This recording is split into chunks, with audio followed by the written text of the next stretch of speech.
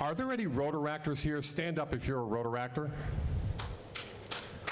Yeah, come here. Come on up here. Come up here, please. Rotaractors. Hi. You weren't expecting this, were you? Yeah, that's okay. Neither was I. It'll all work out. Isn't this your favorite lighting, purple? Yeah. This is your future. This is your future.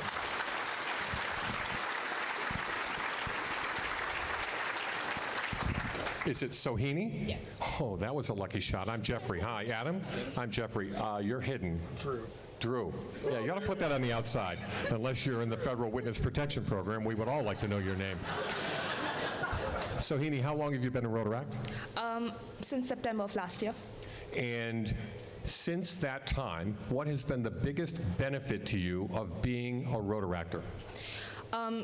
Definitely the service opportunities and the ability of us to get together and really do something and give back to the community we're a part of. It's good stuff, isn't it? Isn't that the same value proposition that you offer your club members, or should? Isn't it? Hi, Adam. How long have you been in Rotaract? Excuse my back. September of last year.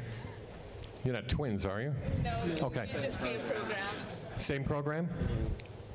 Nobody else can hear us right now but me. How is Adam, actually? I mean, he looks a little shady to me. I mean, no, it's just, this is between you and me. Adam, hi. What's the biggest surprise that you have had since being in Rotaract? The biggest surprise to you? I guess the support of the other larger clubs from Forest Park to SLU and how they want to help us out. I mean the Rotary clubs. Yeah. So did you hear that? So if you have a Rotaract club in your community and you don't really know who they are and you don't invite them to help you with your projects and vice versa, then you need to connect with those Rotaract clubs because they benefit from that. They need your mentorship. They need to learn leadership from you. And oh, by the way, they have things to teach you. Yeah. They have things that can help your club culture to change. Somebody said to me once, we want more younger people in our club, we don't know where to find them. We'd like more younger people in our club, but we don't know what they want. Who would you ask if you wanted to know what younger people would want to make your club more attractive to them? Who would you ask? Them. Hi, how are you? Oh, good. Thanks for putting that on the outside. By the way, just as for all of you. Yeah. Well, not in this light they can't, and half of them are asleep anyway, but that's okay. So this is just a note for you. Whenever you wear a name tag, where should you wear it? Top right lapel, so that when people shake your hand, they're looking right at your name tag. I hate those lanyards where your name tags are around here and you walk up to somebody and you're like this. So if you have one of those lanyards, tie a knot in it and bring it up at least a little bit, because it's awkward. It's awkward. Hi, Drew. How long have you been in Rotaract? And if you tell me September, I'm going to claim conspiracy and collusion. February of last year. Did you make that up, or is that true? No, that's true. Okay, good. Because the four-way test applies to you also. Yeah. All right, so what's been the biggest benefit to you from Rotaract? Do you mind if I take it? It's just easier. I'm going to hijack you. No. The biggest benefit for me... I'll be over here if you need me. The biggest benefit for me has been Chris Rigby in the back and Raleigh and Marty right there. Those three and the presidents that I got to sit on the board with this year of our 7Ps meetings every month, they have been by far the greatest help and allowed us to do exactly what you just talked about. So you're connected with the clubs, is that correct? Yes, I sit on the board with 7 other presidents of clubs in Columbia. 6, sorry, 6. So, wait a minute, I want everybody, hold that for a minute. You sit on the board with the club presidents of 7 other Rotaract clubs? Is that what I heard? 7 other Rotary clubs. Wow, nice. So you may or may not know this. Do you think that Drew, sitting with that group, offers a different perspective than they might otherwise have? Yeah. So at the board in Evanston, we have a young past district governors committee. All past governors under the age of 50, and one of them attends every board meeting. Right, Greg? Because with the exception of Greg and I, they're all old people on that board. Mark's not in the room, is he? I mean, the board of directors tends to skew older. And so if you want to know what younger people are thinking, who do you ask? Younger people. So we have a young past governor at every board meeting, and they offer us a different perspective. They don't have a vote, but they have a voice. And we listen to it, and it helps us as a board. So where do you see yourself in 5 years? Dun, dun, dun, dun, dun, dun, dun, dun. We'll stick to. Do you want the microphone? Is it easier for you? Good. I probably see myself as, honestly, maybe still the president of ROTARACT, or running another term, but hopefully the president of a club that is, or a member of a club that is somewhere around 40 to 50 members from the 18 that I took it over at. Do you ever see yourself as a member of Rotary International, as a member of a Rotary club? Yes, I do. I think I got the opportunity. Chris Rigby told me about a club in Alabama that's a ROTARACT club that's becoming a Rotary club, and it kind of inspired me to see not only just their balance sheet alone, but the website that they ran was so professional, and it really gave me a kind of a vision of what is possible and allowed me to destroy some things to be able to rebuild them and have my club support behind it. Good stuff. Do you see yourself as being a Rotarian, Adam, sometime in the future, once you age out of ROTARACT? I do. And do you see, why do you want to be a Rotarian? I like the mission, service above all. So you share the same core values, you share our core values of service and our mission, that's in you. Yeah. And so you want to be a member of us when you finish with ROTARACT, whenever that is. Yes, that's true. And Sahini, what about you? I will agree with him. Joined ROTARACT because its mission statement connected with what I have grown up believing, and I aim to continue with that. So do you think that they're the only young person on the planet that share our core values? Do you think that they're the only young people that are looking for a place where they can be mentored, where they can learn leadership, where they can do service? Then why is it that we don't have younger people joining our organization? Why is it that half of your club isn't younger? What's that?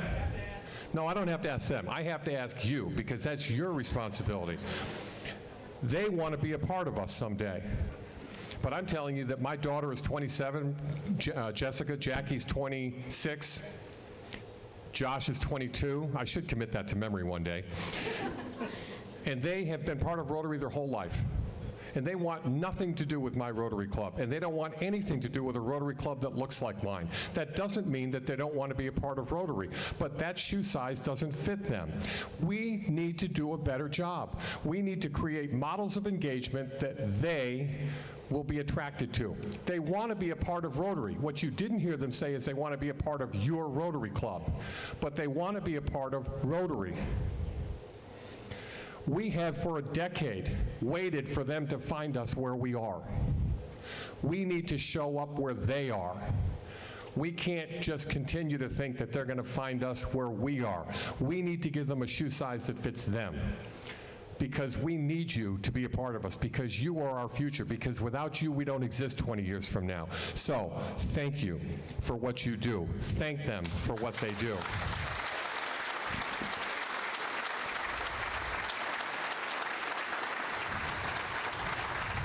So, be patient with us. We are struggling. It's like trying to turn a cruise ship, but we are trying to move in. We have recognized we're at that pivot point. We do not want to be Kodak. We do not want to be Blockbuster. We need you to help us. Will you do that? Will you raise your right hand and pledge that? Somebody have a piece of paper? Let's get them to sign off on it right now. Thank you. Be patient with us. Stay with us. Give them a hand.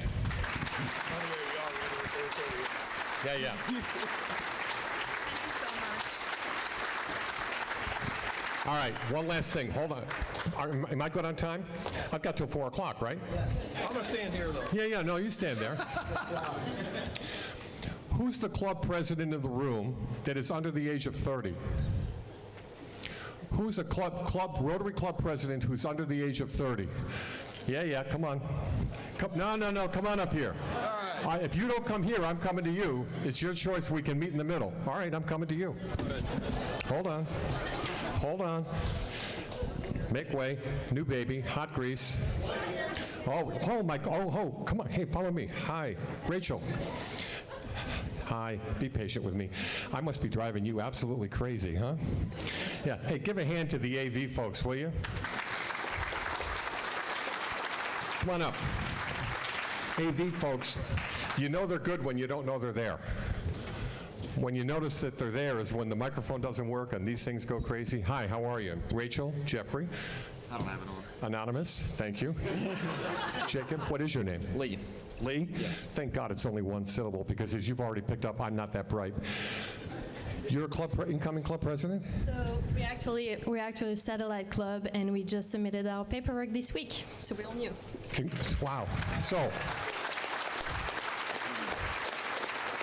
satellite clubs. So regular traditional clubs say, well, we don't want a satellite club. It'll cannibalize our membership. They'll take all of our good members. I'm going to tell you that a rising tide raises all ships.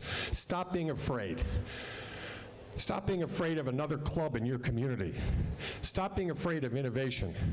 Start a satellite club in your community, because satellite clubs are the kind of clubs that Rachel and people of Rachel's generation like. And now, that satellite club is going to become a new Rotary club. How long have you been in Rotary? So we started meeting in September, and we actually have 15 members today, and 5 of our members are here today, so I'm really excited. Yes. Is this the first time that probably is the first time you've been in an event like this in Rotary? Yes. What's the benefit? I know we're not done yet. I mean, you can base it just on the luncheon speaker if you want, but what's the biggest benefit to you of an event like this? Well, asking you a lot of questions and learning how to start a club, first of all. So getting to know all of you and getting good tips. Yeah. So bring your people here. There are probably club presidents-elect who may not be here for whatever reason, but there's a benefit to you from being here, correct? And it's all of them, correct? It's most of them. How long have you been in Rotary? 4 years. And you're the incoming club president? Yes, sir. Is this your first event like this? Yes, it is.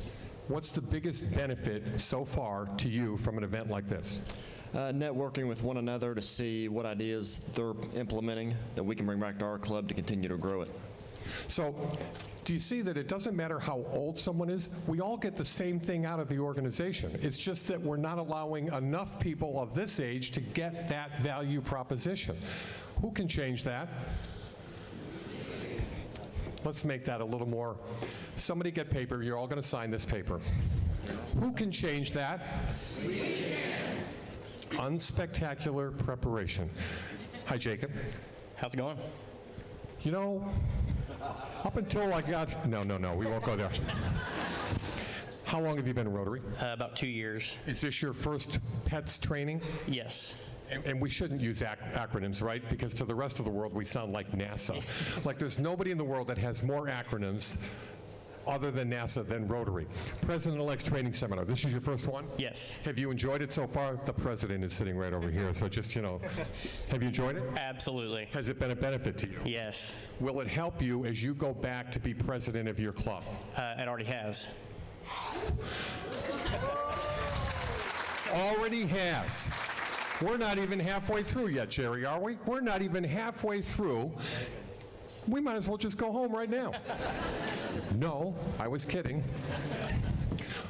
What are you looking forward to most about being the president of your club? Bringing a new perspective to it. I think we've had, we're in a, like the Ozarks, we're a very mature organization. And Well put. Well played.